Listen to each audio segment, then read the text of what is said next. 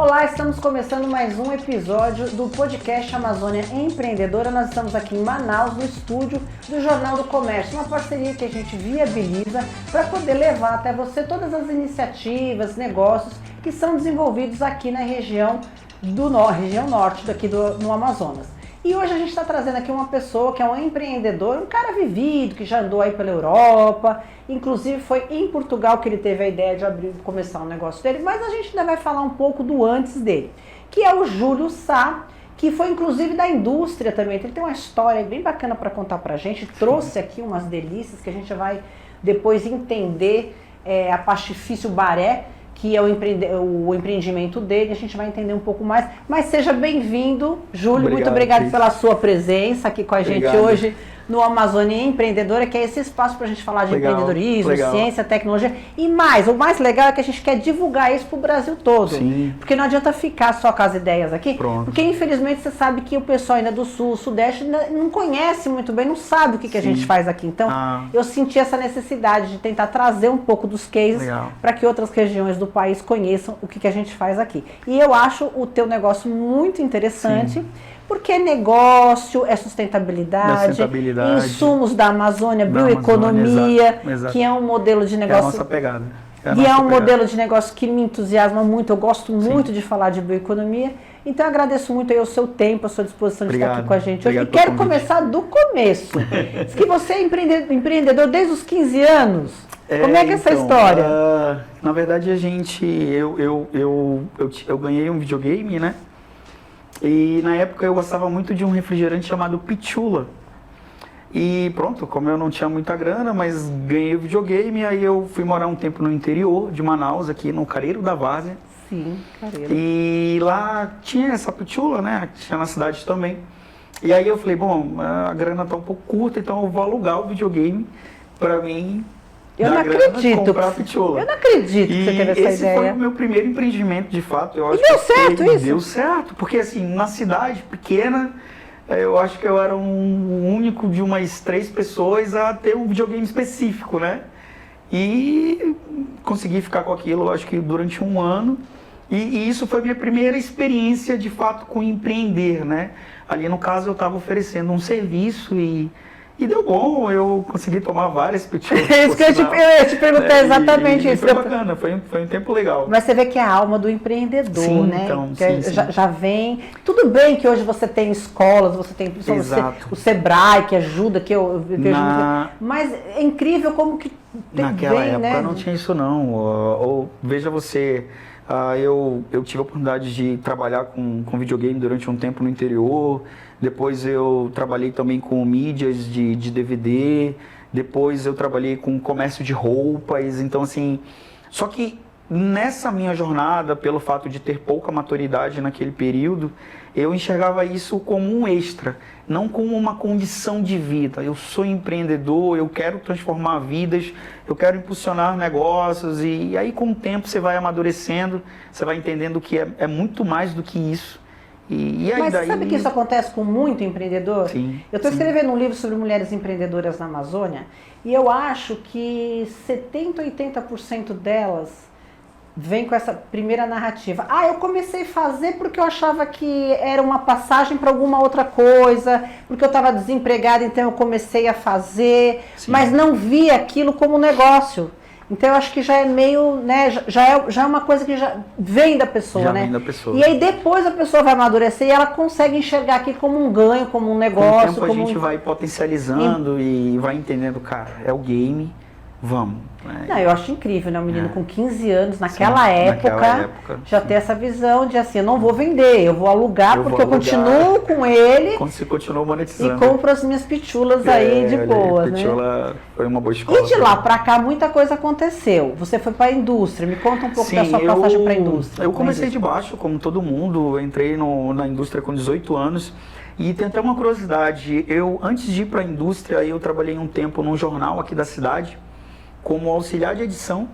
Eu ficava ali escrevendo, naquela época não tinha um WhatsApp, não tinha muitas das ferramentas que tem hoje, e eu ficava escrevendo, digitando ali os conteúdos que vinham da rua durante o dia, né? E fiquei por 2 meses. Eu, às vezes, me pergunto que se eu não tivesse ido para a indústria, eu, de fato, teria sido jornalista ou algo do tipo, só. né? Eu Porque se comunicar bem, você se eu comunica. nunca tive problema com o público, nem de falar, nem de nada. E aí eu falo, bom, cara, acho que se eu não tivesse feito isso, acho que eu seria jornalista. Olha, mas ainda dá tempo, de repente, se você quiser. E aí eu entrei na indústria com 18 anos, não sabia muito bem o que eu queria, mas tracei o caminho da indústria. Eu fui operário, passei pelo processo de qualidade, virei supervisor, encarregado, chefe de departamento. E isso foi uma escola que eu tive de vida, que me ensinou muita coisa como profissional e sobretudo como pessoa, né? Porque à medida que você vai galgando essas atividades, esses cargos dentro da indústria, isso te ensina a lidar com pessoas. Nossa. Né? E cada pessoa é um mundo. Hoje eu vivo isso, por exemplo, na minha pequena indústria, né? E o fato de ter essa vivência na indústria me ajudou muito nesse ponto, né? Acredito. E foi transformador. Eu tive a oportunidade, através da indústria, por exemplo, de ser vencedor de 2 prêmios de melhoria contínua.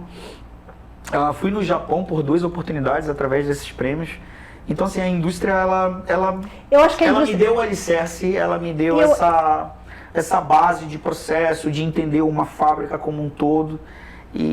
Eu acho que, te interromper um pouquinho, eu acho que a indústria, ela é educadora. Sim. Ela é muito educadora, Sim. porque exige muita disciplina, Sim. né? Exige Processo. muitos processos, Exato. muita técnica. Então, eu sempre acho que quem trabalha em indústria, depois trabalha em qualquer lugar. Sim. Porque se você passa por aquilo, né, por todo aquele processo educativo... E eu ainda tive um diferencial. Eu trabalhei basicamente toda a minha jornada industrial na escola japonesa, né? Muita cadência, tudo muito bem descrito, Nossa, tudo sim. extremamente modelado, né? E isso me trouxe hoje essa modelagem de perfil profissional, Nossa, de olhar para a fábrica e falar, bom, a gente precisa fazer muito, gastando pouco, no menor tempo e na mais absoluta qualidade. Então eu trago essas essências da indústria hoje para o meu parque fabril, né? E a gente já fez muitas melhorias lá dentro. Basta te dizer que quando a gente começou a empresa, eu tinha uma capacidade de 80 quilos mês. Hoje eu estou com uma capacidade de 600 quilos por mês. E a gente não mudou muita coisa. Só deu foco naquilo que fazia sentido. Vamos enxugar aqui, vamos otimizar aqui, vamos fazer. E essa jornada de olhar para o meu negócio e fazer isso hoje veio da minha vivência industrial, né? Então... Com certeza. A gente vai voltar para esse tema, mas eu queria voltar para trás para a gente falar do início, que foi uma viagem. Você morou em Portugal, para a gente falar como começou a parte difícil. Sim, eu passei um tempo na indústria, fiquei na indústria acho que até os 29 anos, mais ou menos, e daí eu tive uma oportunidade, eu queria tirar alguns sonhos da bolsa, da mochila, e eu falei, bom, vou aqui me submeter a alguns processos de seleção na Europa, basicamente Portugal, pela facilidade do idioma. E aí me submeti em algumas universidades, né? Porque queria cursar o mestrado e, na verdade, o mestrado, ele surgiu, o interesse do mestrado surgiu na minha vida através de uma experiência de sala. Eu fui professor por um módulo do CETAM, que é bem difundido aqui na nossa região. E eu falei, uau, que incrível compartilhar conhecimento. E aí não tem jeito, você acaba levando ali a calculadora para a vida, né? Tipo, mas peraí, vamos lá ver quanto que ganha um professor. E só com a minha formação, acho que não vai dar muito bom não. Com mestrado, acho que com mestrado vai lá clarear alguma coisa. E aí eu falei, bom, vamos lá, eu quero mochilar. E eu quero estudar. Eu não queria ir mochilar na Europa só por mochilar. Eu queria fazer as duas coisas. Você foi com propósito, né? Exato. Você foi com... E aí eu me submeti num programa de mestrado, passei por um processo de seleção, naquela época era via Skype, né? E fui aprovado, tinha a vivência do chão fabril, gestão de empresa, tudo. E aí fui aprovado, embarquei para Portugal. Foi uma jornada extremamente transformadora na minha vida. Primeiro porque quando a gente pega um brasileiro que sai daqui e vai morar no estrangeiro, em outro local, a gente precisa entender que é uma realidade. A gente sempre tem ali o que a gente chama de subemprego, né? Empregos de garçom, empregado de mesa, auxiliar de cozinha. Mas essa é a leitura que a gente da América Latina faz, né? No Brasil. Mas na Europa, trabalho é trabalho. Simples assim. E aí eu fui viver essa jornada. E antes de entrar na cozinha, de fato, trabalhar num restaurante italiano pelo período de 3 anos e poucos meses, eu tive alguns trabalhos antes, né? Eu trabalhei como o rapaz da limpeza que empurrava aqueles carrinhos de limpar chão, Eu sei. Pronto, trabalhei fazendo esse, foi o meu primeiro trabalho. E depois eu trabalhei como auxiliar de eletricista durante acho que 1 mês ou 1 mês e meio, mais ou menos. Só que na Europa, principalmente na região onde eu fui morar, ela era extremamente sazonal, né? Então assim, durante 3, 4 meses você tem muitos turistas, porque é a área mais quente da Europa no verão. Então todo mundo da Europa desce para aquela região. Então tem muito movimento de recurso. Quando chega ali o outono e inverno, o negócio já fica mais escasso. E aí, como eu fazia a minha própria comida em casa, eu não sabia fazer nada de cozinha, tá? Eu comecei a tirar foto dos meus pratos. E quando eu mandava um currículo para procurar uma vaga na cozinha, eu mandava o e-book junto. Falava assim, ó, eu não tenho experiência, mas eu sei fazer isso. E acabou que eu entrei nesse restaurante italiano, né? Incrível o trabalho. Entrei como auxiliar de cozinha, passei uns 2 verões ali como chefe responsável da cozinha italiana, só na área de massas. Então eu produzia a própria massa que eu vendia aqui. Você aprendeu, né, tudo sobre massa? Então assim, até a minha dissertação de mestrado na época foi feita através do grupo de restaurante que o dono tinha, né, o Estevão, um grande abraço aí para ele. Depois manda esse link para ele, né? E aí ele me permitiu fazer toda ali E aí nós implantamos ficha técnica, nós começamos a olhar dados e trazer esses dados para os garçons do restaurante, para eles venderem mais, venderem melhor, serem mais assertivos, né? Então assim, foi uma junção de coisas que... Um aprendeu com o outro, exato, né? Vocês aprenderam juntos. Essa experiência, sabe, tão fascinante. E ali, pronto, hoje em dia é muito difícil você ter tempo, suas ideias. E ali entre panelas, fogões, né? Eu tive tempo de modelar isso que acontece hoje na minha vida, que é o Patifício Baré. Aí você veio para o Brasil. Aí eu retornei para o Brasil em 2019, lá pelo mês de junho mais ou menos. Eu me recoloquei na indústria, né? Trabalhei numa multinacional chinesa. Mas confesso para ti que foi a pior experiência profissional que eu tive, não pela empresa, mas por mim. Não era mais o que eu queria. Eu ia falar isso, não tinha mais conexão, né? Sabe, não, difícil, eu preciso me desafiar, eu preciso de mais, né? E aí eu acabei saindo, né? Aí, estourou a pandemia, uma tragédia completa aquilo. Nós passamos enquanto Patifício, nós fundamos o Patifício em dezembro de 2019. Em março de 2020 estourou a pandemia, então nós passamos ali 2 anos e meio parados, mais ou menos, nada acontecia no país, né? E nesse intervalo de tempo eu também ainda atuei no comércio como gerente de operações. E aí eu fui durante um tempo dividindo essa bola entre trabalhar para alguém, né, e ter o seu negócio ali, ter um embrião. E tocar a minha empresa.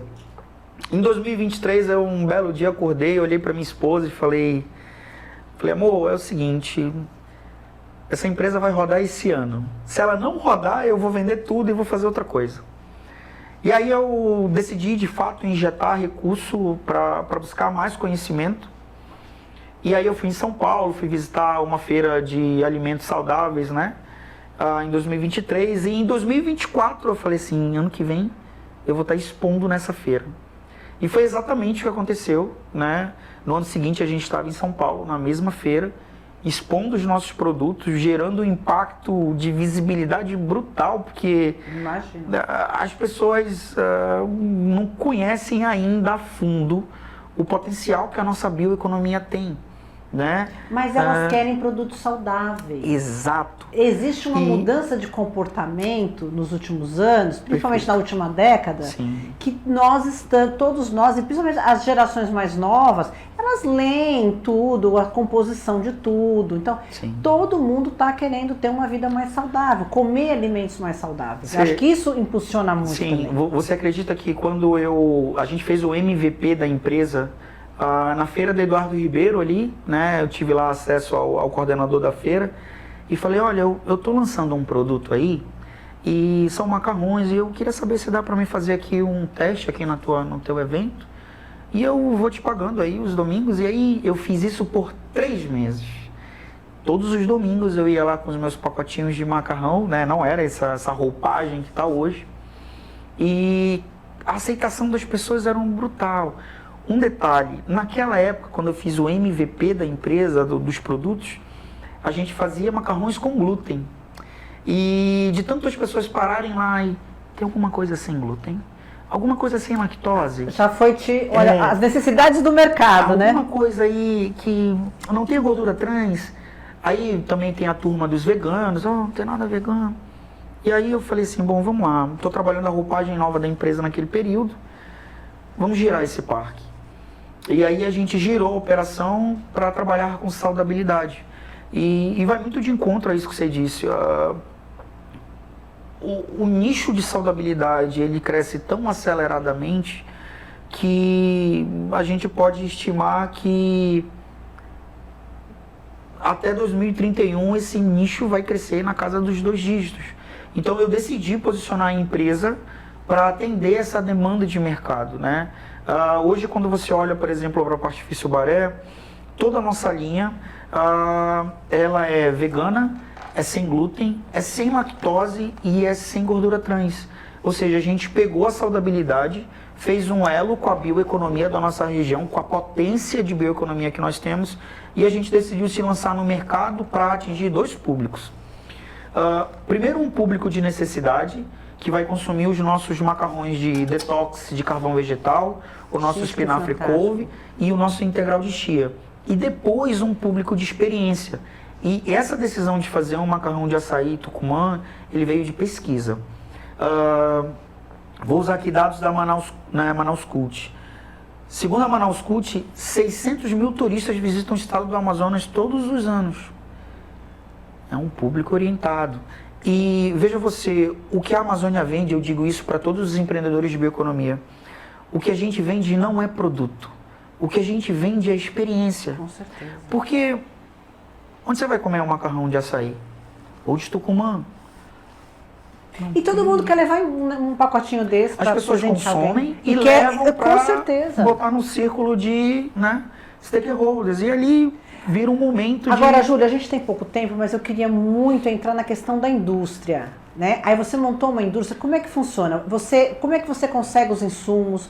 Você tem comunidades que te vendem? Como é que funciona esse processo? Bom, como é que você faz? Você pega o insumo e transforma no macarrão e vende para empresas? Hoje, 80% da nossa indústria, todos os insumos, 80% dos insumos que entram na nossa indústria, elas são provenientes da nossa bioeconomia, né? Hoje a gente tem parcerias fechadas com associações.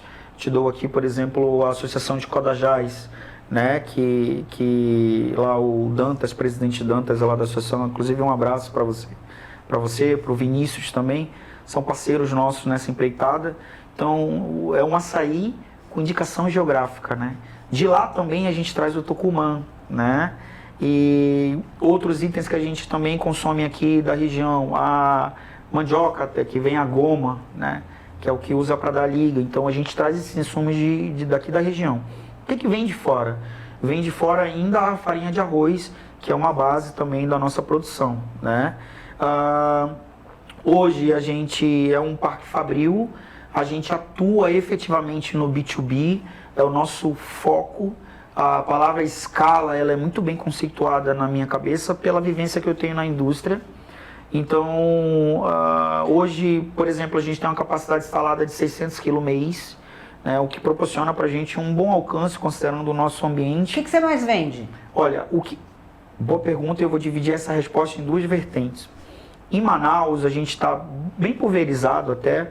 A gente está em 19 pontos de venda em Manaus. Você vai encontrar a gente no Baratão da Carne, 5 lojas. Você vai encontrar a gente no Empório Rodrigues, 3 lojas. Inclusive, daqui a pouco a gente vai estar fazendo o merchan lá no Jaceira Reis, unidade Jaceira Reis. Pô, eu vou pra lá com você, porque eu moro aí do lado, eu vou lá experimentar. E aí a gente vai estar lá. Aí a gente também está no Supermercado Bastos, no Supermercado Nordeste. Pátio ainda não? Pátio Gourmet? A gente está em conversa lá com o pessoal do Compras lá, Yuri, ó. Olha aí, Pátio Gourmet, poxa. Vamos acelerar isso daí. Sim. E a gente está em conversa com essa turma, né? Estão atendendo a gente bem legal lá. Mas assim, continuando, a gente está no Supernova, 2 lojas, está no Empório de Saudabilidade da Adventista, tanto Cachoeirinha quanto Cidade Nova, Banca da Amazônia. E plataformas? Não. Olha, a gente está com o Amazônico no Mercado Livre, né? O macarrão de açaí, macarrão de tucumã. É que se a gente for comprar por lá, o frete acaba com a gente. Se for comprar local, o frete ele é irrisório. Não, aí você tem que ir na loja. Eu digo tentar isso. comprar virtual. O mais ideal, se você está em Manaus, é passar nos pontos aqui passar pela nos cidade, pontos, comprar sim. mercadinho japonês. Ah, o mercadinho japonês também? Tem lá também, inclusive. Mas vocês têm vontade de colocar, por exemplo, no Amazon?